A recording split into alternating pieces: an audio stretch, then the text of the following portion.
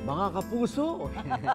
Ganun eh. Oo. Opisyal na pong nagsimula ang amihan season sa bansa at ayon sa pag-asa, mas lalamig pa ang panahon sa mga susunod na araw. Ay, totoo yan, Igan. Kaya paalala ng mga doktor, doble ingat po tayo sa mga sakit na posibleng makuha sa malamig na panahon. At paano natin yan maiwasan? Yan ang ikokonsulta natin dito sa UH Clinic! At makasama po natin ngayon si Dr. Ed Marvin Hilario, isang pulmonary medicine specialist. Doc, good morning! Welcome back! Yes. Good morning, po. Doc! Good morning Ayan. oo. Pag amihan season, Doc, ano bang mga sakit na uso? Alam niyo, pag amihan, malamig Malamig ang simoy ng panahon. hangin. Yes. Doc, Pag amihan po kasi, ito po ay monsoon winds na nag-umpisa po ng mga Nobyembre at kadalasan natatapos mga around February o na. Pebrero po. Malamig po ito at kadalasan tuyo. Dahilan po na madalas po na inuubo yung mga tao, tapos kadalasan din po naatake po ng hika. Ay! At mataas po yung tsansa na makahawa po ng iba at kumalat po yung mga infeksyon ng mga viruses at bacteria. Ay, Doc, yung sa ubo. Paano natin malalaman kung dala lang ito ng malamig na panahon o baka ibang sakit na o baka Malala na pala. Malala na umatake pala yung po. hika mo o hika pag sa asthma, ganyan, o ibang mga respiratory ailments. Okay po. Pagka dahil lang po ito sa panahon, no? Pagka na-expose po kayo, doon po kayo inuubo at sinisipon. Pero pag umiiwas na po kayo doon at nawala na po kayo doon sa exposure nyo doon sa malamig, like pumasok na po kayo sa loob ng bahay, mainit na po ito, hindi na po kayo nagkakaroon ng mga ubot-sipon. Dapat wala na. Dapat Dapat nawawala wala na na. po.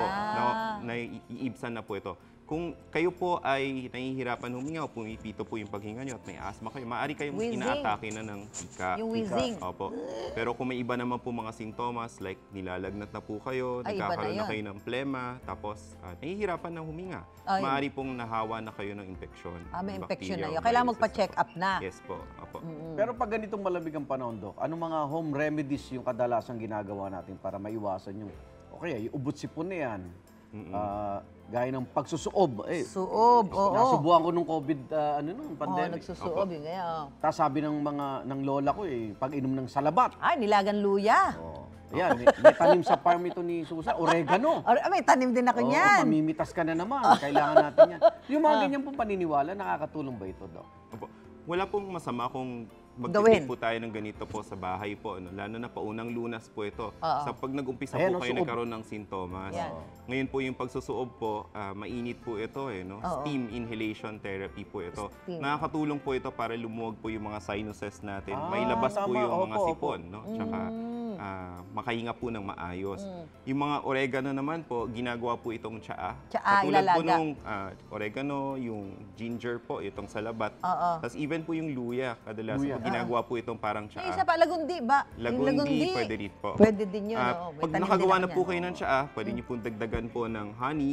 Honey? Para po Para medyo matamis-tamis. matamis konti. At Ano ito? Ay, ito ay ano. Yan Ito may yung mga ano sa tayo labat. dito, mga Opo. menu. Mukhang luya to na turmeric ba ito o luya? Opo. Ginger powder.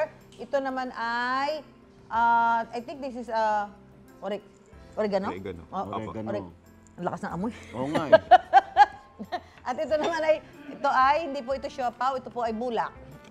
Ayun yung pagsuob, yung palanggana. Ito naman yung pang tuwalya. Ito yung palanggana na lalagyan nyo ng tubig na mainit para may usok para sa Ayan. pagsuob. Ito yung tuwalya yung gagamitin. Ito naman yung nilagang luya. Dok, Opo. yan, At salamat. dahil amihan season nga ngayon, ayan, pinakita na natin yung pwedeng mga makatulong. Pero paano po ba makakaiwas sa mga sakit na nauuso, butsipon kapag ganitong panahon, Doc? So sa mga nanonood po ngayon, no, kapag kayo po ay nagtatrabaho sa umaga po, madaling araw, o kaya gabi po, alam natin malamig na malamig yung panahon yan. So kayo po ay gumamit po ng jacket. O kung kaya po sana manatili sa lugar na medyo mainit po para hindi kayo magkasakit kaagad.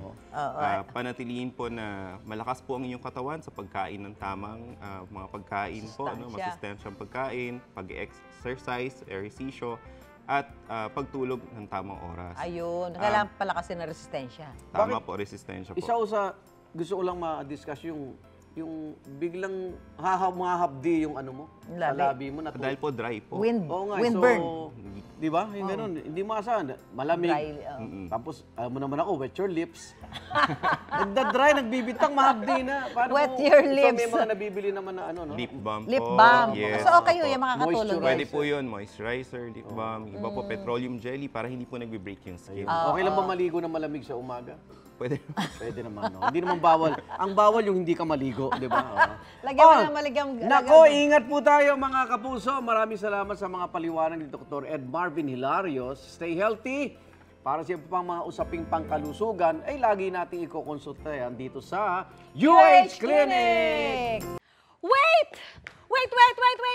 Huwag mo munang i-close! Mag-subscribe ka muna sa GMA Public Affairs YouTube channel para lagi kang una sa mga latest kwento at balita. At syempre, i-follow mo na rin ang official social media pages ng Unang Hirit. Thank you!